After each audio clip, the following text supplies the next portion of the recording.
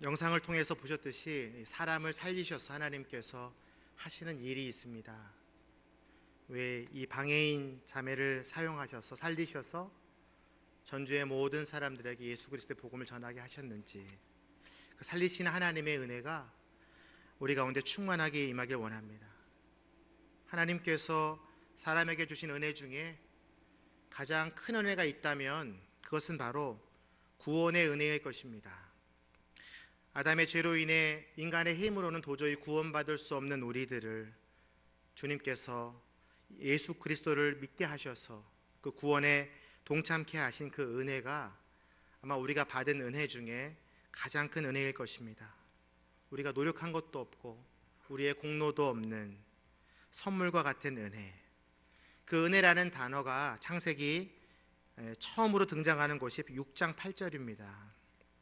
다 같이 한번 창세기 6장 8절 말씀 읽도록 하겠습니다. 시작. 그러나 노아만은 여호와께 은혜를 입었습니다. 여기서 은혜를 입다라는 동사가 바로 이 은혜의 어원이 행이란 단어인데요, 이 은혜를 입다라는 동사 하나님이라는 단어에는 다른 사람들을 불쌍히 여기다, 아랫사람들에게 호의를 베풀다, 이런 뜻이 있습니다. 하나님은 노아에게 그 하나님의 호의를 베푸셔서 그의 경건함을 보시고 그의 고난 가운데에서 지켜주시고 그의 가족들을 구원으로 인도하시는 은혜의 하나님이십니다. 구약 성경에는 두 가지 또 은혜의 단어가 있습니다. 라하밈이란 단어와 헤세드란 단어가 있는데요, 라하밈이란 단어는 죄를 사하실 때 쓰시는 단어입니다. 죄를 사하는 은혜. 헤세드는 하나님의 인자하심을 나타낼 때 쓰는 단어입니다.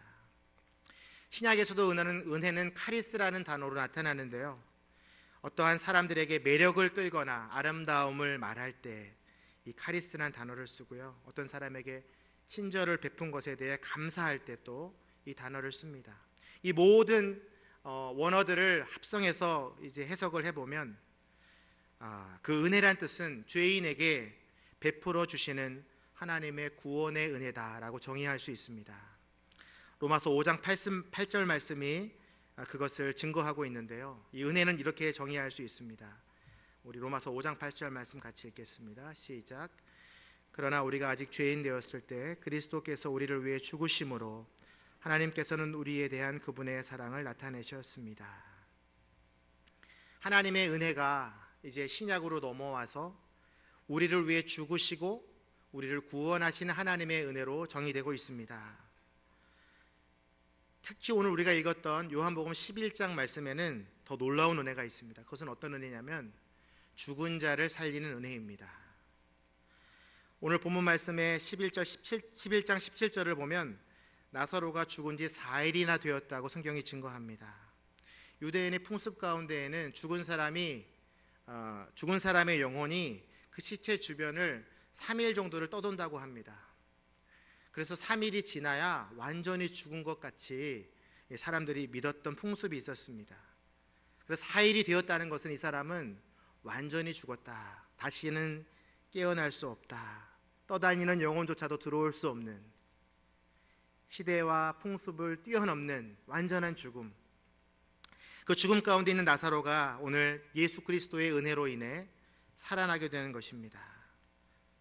완전한 죽음은 인간에게 있어서 하나님의 저주와도 같은 것이었습니다. 창세기 2장 17절을 보면 그러나 선과 악을 알게 하는 나무의 열매를 먹지 마라, 그것을 먹는 날에는 내가 반드시 죽을 것이다 라고 말씀합니다. 근데 그것을 누가 따먹었어요? 아담과 하와가 따먹었죠. 그럼 어떻게 돼야 돼요? 반드시 정령 죽을 것이다, 이 말씀대로 죽어야만 했습니다. 그럼 한 가지 의문이 생기죠. 하나님은 과연 인간을 죽이기 위해서 창조하셨나? 근데 성경 곳곳을 찾아보면 하나님은 살리시는 하나님으로 등장합니다. 창세기 1장 28절에 보면 하나님이 그들에게 복을 주시고 인간을 창조하시고 나서 그들에게 말씀하시기를 자식을 많이 낳고 번성해 땅에 가득하고 땅을 정복하라. 하나님의 첫 번째 인간을 향한 사역은 뭐냐면 살리시는 사역이에요. 생육하고 번성하라. 그리고 창세기 2장 7절에 보면 하나님은 사람을 지으시고 그 코에 뭘 불어넣으셨냐면 생기를 불어넣으셨다고 말씀합니다. 생기의 뜻이 뭐예요? 하나님의 살아있는 숨결. 하나님은 인간에게 생기를 넣어주는 살리는 사역을 하셨어요. 하와의 이름의 뜻이 무엇입니까? 하와는 이름의 뜻이 생명입니다. 여인을 창조하실 때에도 하나님은 생명의 사역을 하셨고, 아담의 뜻은 흙입니다. 흙. 그래서 사람이 흙으로 돌아갈 것이다. 근데 그 뜻 안에는 피라는 뜻도 있어요. 피는 신명기서 12장 23절에 보면 피는 생명이다 라고 말하고 있습니다. 다시 말해서 하나님의 창조 사역을 잘 살펴보면 생명을 불어넣어 주시고 생육하고 번성하고 아담과 하와의 이름 안에도 살리시는 그 사역의 의미가 포함되어 있는 것입니다. 그래서 하나님께서는 사람을 생명을 주시기 위해서 창조하셨다, 그렇게 말해도 과언이 아닐 것입니다. 그리고 에덴 동산의 모든 열매를 먹게 하셨어요. 인간에게 양식으로 주셨어요. 왜 그럴까요? 살리시려고, 잘 살게 하시려고. 근데 아담과 하와가 범죄를 하게 되죠. 선악과를 따먹게 되죠. 말씀대로라면 반드시 정령 죽어야 되는데 하나님이 죽이지 않으시고 살리십니다. 어떻게? 양을 죽여서 가죽을 만들어서 그들의 부끄러움을 채우시고 에덴 동산 밖으로 쫓아내시면서 그들을 살려주세요. 그들의 후손을 있도록 만드세요. 그들에겐 버리지만 인간의 생명이 계속 살 수 있는 기회를 허락하신 것이죠. 또 어떻습니까? 그들이 낳은 가인과 아벨 사건, 가인이 아벨을 죽이죠. 그럼 가인을 죽여야 되는데 하나님께서 또 가인을 살려주세요. 그가 막 두려워하자 많은 사람들이 그 살인자 가인을 죽이지 못하도록 표를 또 허락해 주세요. 그리고 하나님은 그 당시에 사는 모든 사람들에게 1000년 정도에 살 수 있는 남은 시간을 주십니다. 죽일 것 같으셨던 하나님께서 인간에게, 무드셀레 같은 경우는 969세를 살잖아요. 거의 1000년 이상을 또 살도록 내버려 두세요. 에녹은 어떻습니까? 살아있는 채로 하나님이 데려가시죠. 창세기 6장을 보니까 사람들이 사람의 딸들과 결혼하는 죄를 저지르게 됩니다. 그래서 하나님의 영이 사람에게서 떠났다고 되어 있어요. 창세기 2장에서 하나님의 영이 들어갔어요. 생기가 들어갔는데 지금은 생기가 떠났다고 되어 있어요. 그럼 사람이 죽어야 되잖아요. 사람이 죽지 않습니다. 하나님이 인간의 수명을 120년으로 제한하시고 더 살게 하십니다. 하나님의 영이 없는 그 생명체 가운데에도 하나님의 생을 허락해 주시는 것이죠. 여러분, 하나님은 사람을 살리시는 하나님이시지 죽이시는 하나님이 아니에요. 사람들이 하도 죄가 관영하고 창궐하니까 어떻게 하십니까? 노아의 홍수로 다 죽이려고 다시 한번 결심하십니다. 사람 만드신 것을 후회하셨다고 되어 있어요. 그렇다면 또 질문이 들죠. 하나님은 물로 다 사람들을 쓸어버리시려고 창조하셨나? 그렇지 않습니다. 하나님은 오늘 우리가 첫 번째 읽었던 은혜의 말씀, 창세기 6장 8절에 은혜를 하나님께서 노아에게 허락하셔서 인류를 다시 살려주십니다. 그들에게만큼은 죽음을 면케하시는 것이죠. 노아의 가정을 살려주심으로 인해 인류가 다시 한번 살리시는 하나님을 경험하게 되죠. 아브라함은 어떻습니까? 하나님께서 아브라함에게 자손을 많이 주시겠다고 약속하셨는데 사라의 태가 다치죠. 죽은 태를 살리셔서 이삭을 주시죠. 살리시는 하나님. 기근에 빠져있는 야곱의 가문들을 구덩이에서 살리신 요셉을 통해서 그 가문을 애굽 땅에서 풍요롭게 먹을 수 있도록 살리시죠. 애굽에서 노동 가운데에 고생하고 신음하는 이스라엘 백성들을 출애굽하게 하셔서 살리시죠. 광야에 먹을 것도 없고 마실 것도 없는 곳에서 40년 동안 하나님께서 물과 만나와 메추라기로 살리시죠. 와, 하나님은 성경 곳곳을 찾아봐도 살리시는 은혜로 가득한 분이세요. 그리고 최종적으로 우리를 구원하시기 위해서, 우리를 완전히 살리기 위해서 예수 그리스도를 이 땅에 보내주시죠. 예수님이 이 땅에 오셨어요. 그것이 바로 살리시는 하나님의 증거예요. 예수님이 이 땅에 오셔서 하신 일들이 뭐예요? 산상수훈에서 열심히 하나님 나라에 대해서 선포하신 후에 마태복음 8장에 보면 예수 그리스도의 첫 번째 사역은 뭐냐면 살리는 사역이에요. 산상수훈을 마치고 산에서 내려오자마자 나병 환자를 살리십니다. 백부장의 종을 살리시고 베드로의 장모를 살리세요. 이어서 큰 폭풍 가운데 있는 제자들을 그 풍랑 가운데에서 살리세요. 그리고 12년 동안 혈루병 든 여인을 살리시고 회당장의 죽은 딸을 살려내십니다. 하나님은 죽은 백성들을 살려주시고 생명을 주시는 분이시며 그 예수 그리스도 그분의 아들도 병자와 죽은 자를 살리시는 분이십니다. 그렇다면 왜 살리실까? 인간들을 살리시고 병자와 환자들을 왜 살리실까? 그 이유를 오늘 본문 말씀을 보면 우리가 잘 알 수 있습니다. 나사로라는 사람이 병이 들었는데 그 죽음을 도저히 살려낼 수 없는 4일이 지난 시점에서 완전한 죽음을 맞이한 그 나사로의 병과 죽음의 이유, 예수님께서 말씀하고 계십니다. 4절 말씀 우리 같이 한번 읽도록 하겠습니다. 시작. 예수께서는 이 말을 듣고 말씀하셨습니다. 이 병은 죽을 병이 아니다. 이것은 하나님의 영광을 위한 것이요 이 일을 통해 하나님의 아들이 영광을 받게 될 것이다. 왜 하나님께서 살리셨다고요? 이 병을 고치셨다고요? 하나님의 영광을 위해서. 하나님의 영광을 위해서 나사로를 살리신 거예요. 이스라엘 백성들을 살리신 거예요. 여러분들을 죄에서 구원하여 주신 거예요. 그래서 여러분들이 당하는 고통과 병이 있다면 그것은 죽을 병이 아니고 죽을 고통이 아니에요.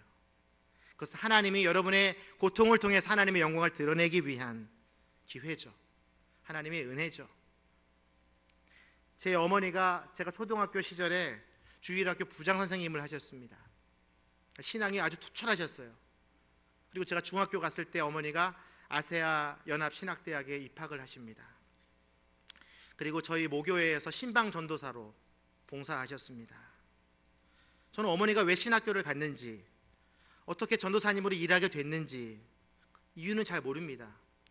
근데 전도사님이 되고 나서는 늘 집을 비우시고, 저희가 4남매인데 저희 누님 2분에게 저희 남동생 2를 맡기시고 매일 신방을 다니셨어요.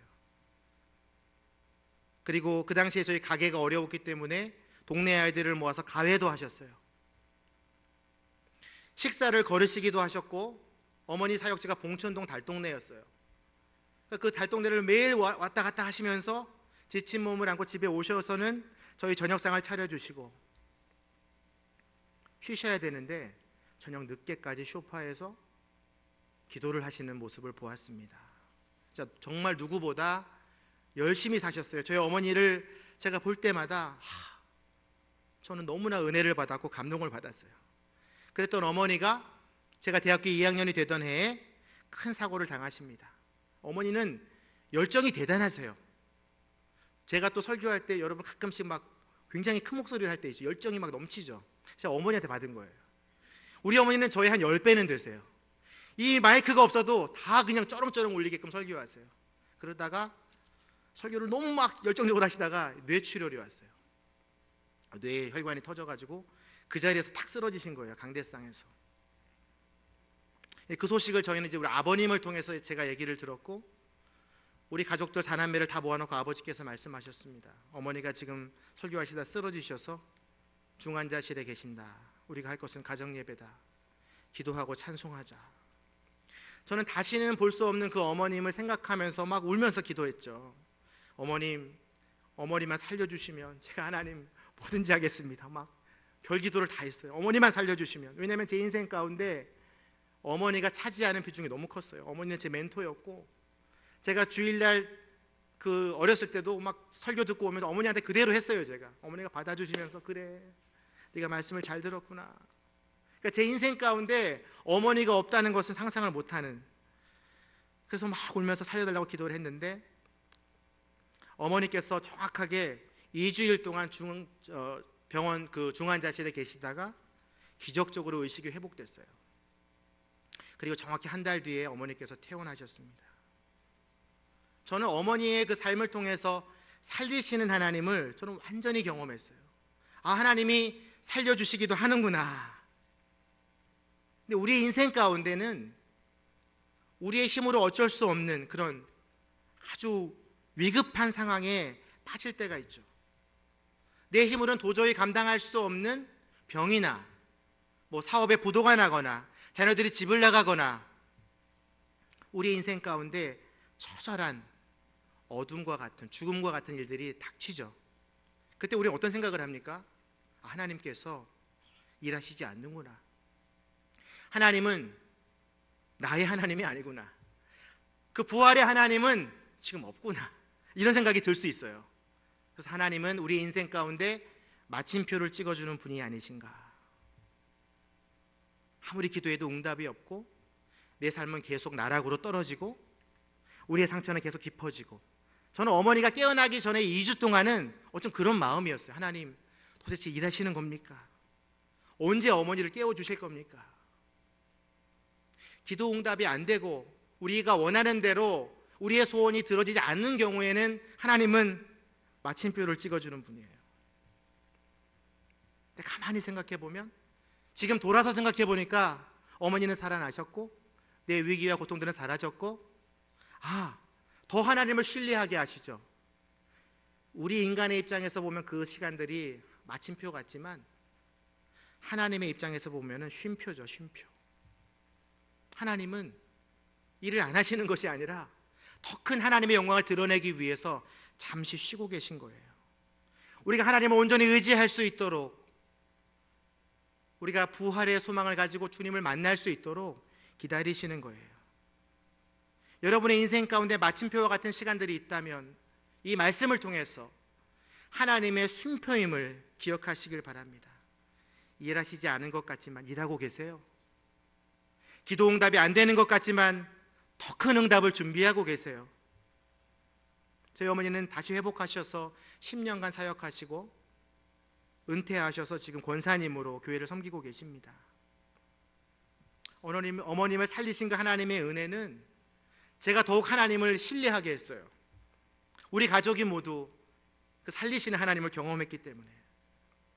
그리고 제가 종국에는 평생을 하나님께 헌신하는 목사가 되었어요. 제가 2010년도에 목사 안수를 받았습니다. 그래서 너무너무 기뻐서 어머니가 오셔서 축복도 해주셨는데 다시 집에 가서 전화를 드렸어요. 어머니, 제가 목사가 되었습니다. 그러니까 어머니께서 그때 저에게 말씀하셨습니다. 뇌졸중으로 쓰러지신 뒤에 병원 중환자실에서 하나님께 기도하셨대요. 하나님, 저를 살려주시면 두 아들 중 하나는 하나님께 드리겠습니다. 어머님은 그 사경을 헤매는 중에도 하나님의 영광을 보시는 거예요. 이 죽음을 통해서, 이 아픔을 통해서 또 하나들이 하나님의 영광을 위해 쓰임 받겠구나. 저는 목사 안수 받고 전화드린 그날 엄청 울었어요. 우리의 고난 가운데에는, 우리의 숨겨진 아픔 가운데에는 하나님의 영광이 있구나. 주님이 오늘 우리에게 말씀하십니다. 요한복음 11장 25절 26절 같이 한 번 더 읽겠습니다. 시작. 예수께서 마르다에게 말씀하셨습니다. 나는 부활이요 생명이니 나를 믿는 사람은 죽어도 살겠고 살아서 나를 믿는 사람은 영원히 죽지 않을 것이다. 내가 이것을 믿느냐? 우리의 고난과 병은 죽을 병이 아니라, 우리가 망할 병이 아니라, 망할 고난이 아니라 부활로 생명으로 나타날 거예요. 나는 부활이요 생명이니 죽어도 살겠고. 너무나 멋있는 말씀 아니에요? 죽어도 살겠고 살아서 나를 믿는 자는 영원히 죽지 않을 것이다. 저는 또한 어머님께서 그때 만약에 돌아가셨더라도 하나님께서 더 큰 일을 하셨을 거라고 생각합니다. 수많은 장례식장에 제가 가게 되는데요, 그리스도인들의 죽음은 그 죽음으로 끝나지 않습니다. 그 장례식 예배를 드리는 가정 가운데에 어느 누군가는 또 예수를 믿어요. 어머니가 그렇게 믿으셨구나. 그 자녀들 중에 믿지 않는 자녀들이 있다면 장례식을 통해서 다시 구원받는 역사가 나타나요. 그냥 그리스도인들이 죽는 것은 죽는 게 아니에요. 사는 거예요. 죽어도 살겠고, 예수님이 죽음으로 우리 모든 인류가 살았듯이 그리스도인들의 죽음은 누군가를 살리는 거예요. 그러나 우리의 삶 가운데에는 이런 부활의 소망과 천국의 소망을 바라볼 때 두려움이 앞서요. 슬픔이 앞서요. 그냥 죽었거든요. 나사로가 시체가 썩어가거든요. 오늘 본문 21절 말씀에 보면은 마리아와 마르다가 애통해하며 주님께 말씀합니다. 어쩌면 우리의 심정을 대변하는 것일지도 모르죠. 21절 말씀 같이 한번 읽겠습니다. 시작. 마르다가 예수께 말했습니다. 주여, 주께서 여기 계셨더라면 오빠가 죽지 않았을 것입니다. 이게 우리 마음이에요. 예수님이 거기 계셨더라면 우리 오빠는 죽지 않았을 것입니다. 예수님이 제 기도에 응답해 주셨다면 저는 망하지 않았을 텐데, 예수님이 내 병을 고쳐주셨다면 저는 더 잘 믿을 텐데, 그 얘기거든요. 제가 말씀드렸죠. 그것은 쉼표라고, 하나님의 영광을 드러낼 시간이 있다고. 이 마르다는요, 주님이 여기 계셨더라면 오빠가 죽지 않았을 것입니다. 예수님이 나는 부활이요 생명이니 나를 믿는 자는 죽어도 살겠고 라고 말하니까 마르다가 뭐라고 하는지 아세요? 주님, 제가 그 말씀 잘 압니다. 24절에 보면 그가 마지막 부활 때에 다시 살아나리라는 것은 제가 잘 압니다. 예수님의 부활이, 예수님이 말하는 다시 사는 능력이 그 마지막 날에 있을 거라고 믿는 거예요. 예수님이 이미 이 땅에 오셨는데 마르다는 부활에 대하여 잘못 이해하고 있었어요. 우리도 마르다처럼 이렇게 오해할 수 있죠. 내 고난과 고통은 예수님이 오실 때 해결될 것이다. 그렇지 않습니다, 여러분. 사라를 보십시오. 태의 열매가 닫혔기 때문에 그가 비웃었죠. 근데 어떻게 됐어요? 아이를 가졌죠. 십자가를 지신 예수님들을 로마 형제들이 침뱉고 베드로는 부인했죠. 근데 어떻게 됐어요? 예수님이 부활하셨죠. 우리의 부활은, 다시 사는 능력은 현재적인 거예요. 예수님이 오심으로 인해서 미래의 부활이 이 땅 가운데 임한 거예요. 도저히 살 길이 안 보이고 답답한 지경에 이를 때, 우리의 삶의 마침표를 찍는 하나님이 보일 때, 삶을 포기하고 싶고 이별하고 싶을 때, 그때 우리의 믿음은 곤두박질 치죠. 예수님이 다시 한번 말씀하세요. 25절 말씀에 나는 부활이요 생명이니 나를 믿는 자는 죽어도 살겠고. 예수님은 이미 부활하신 분이에요. 살겠고, 이미 이루어진 사실이죠. 나는 부활이요 생명이니 현재형이에요. 미래형이 아니에요. 이미 부활하셨고 이미 생명을 주셨고 이미 죽은 자를 살리시는 분임을 우리가 선포해야 돼요. 우리가 마지막 날의 부활을 오해하지 않았으면 좋겠습니다. 나사로가 그래서 살아난 거예요. 마르다와 마리아의 마음을 위로하기 위해서만 나사로가 살아난 게 아니에요. 사람들에게 예수 그리스도의 능력을 보여주기 위해서 나사로가 살아난 게 아니에요. 예수 그리스도가 부활이신 사건을 암시하고 이미 이 땅 가운데 부활이 임했음을 선포하는 사건이에요. 그래서 이 나사로의 부활 사건은 위대한 사건이죠. 죽은 자를 살리는 것을 넘어서 예수 그리스도의 부활이 우리에게 임했다는 것을 선포하는 사건이죠. 여러분들에게 이미 영원한 생명이 주어진 거예요. 여러분들은 반드시 죽게 되어 있어요. 하지만 죽지 않아요. 여러분들은 다시 살아요. 잠시 잠드는 거예요. 다시 깨어날 때가 와요. 그래서 오늘 본문의 마지막 마무리는 뭐예요? 내가 이것을 믿느냐. 26절 말씀 다시 한번 읽겠습니다. 시작.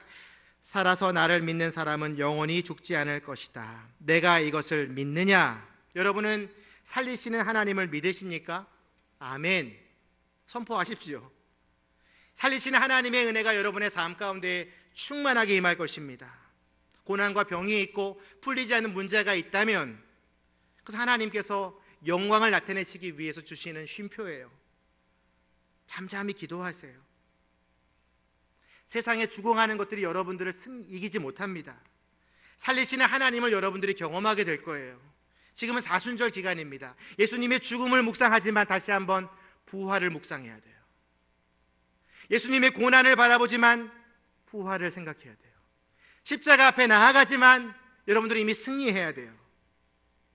그래서 고난이 기쁨이 되는 것이고 죽음이 생명이 되는 것이고 여러분의 모든 짐이 찬양이 되고 기쁨이 되는 거예요. 우리의 삶을 승리의 삶으로 인도하시는 그 하나님.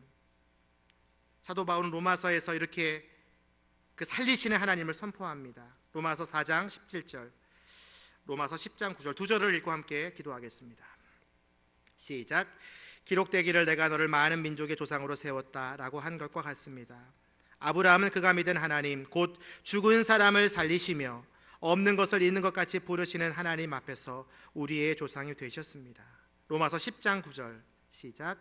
만일 당신의 입으로 예수를 주라고 고백하고 또 하나님께서 그분을 죽은 사람 가운데서 살리신 것을 마음에 믿으면 구원을 받을 것입니다. 아멘. 구원하셨다는 것은 죽음에서 살리셨다는 거예요. 없는 것을 있게 하시는 하나님, 죽은 자를 살리시는 하나님, 이 귀한 말씀을 그대로 담은 찬양이 있어요.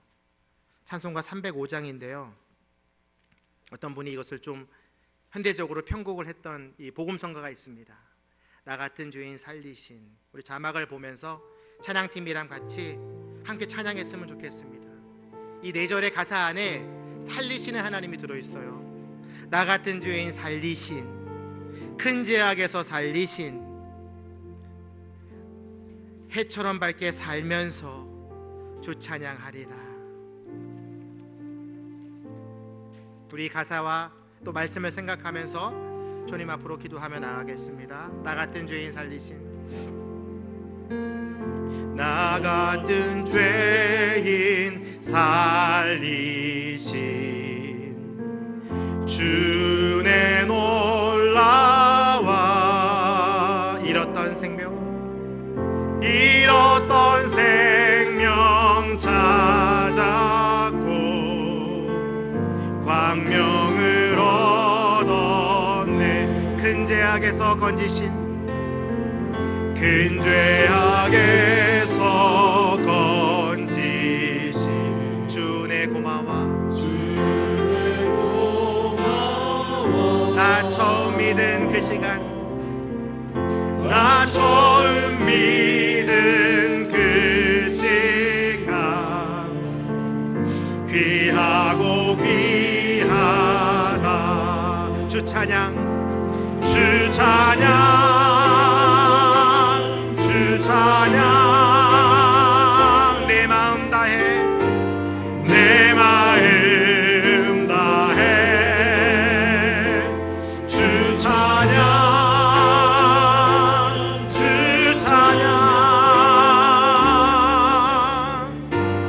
내 생명 다해.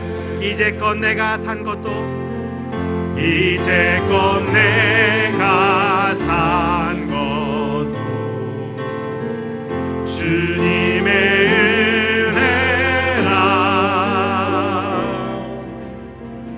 또 나를 장차 본 양에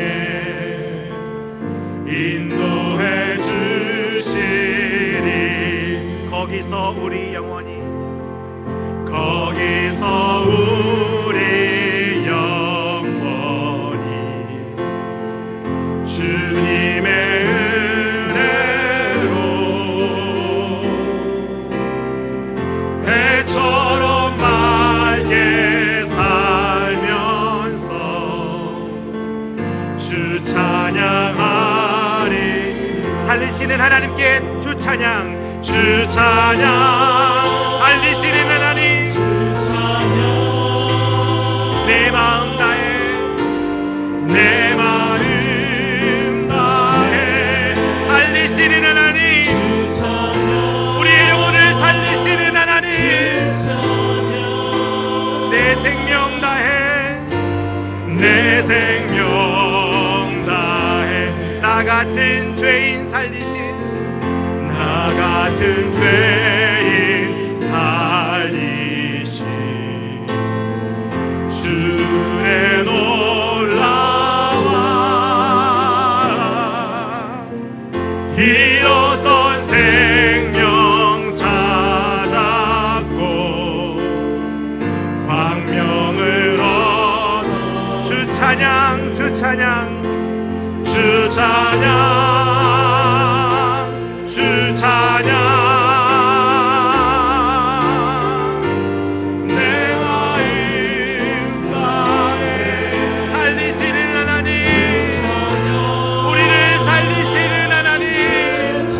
찬양합니다. 할렐루야.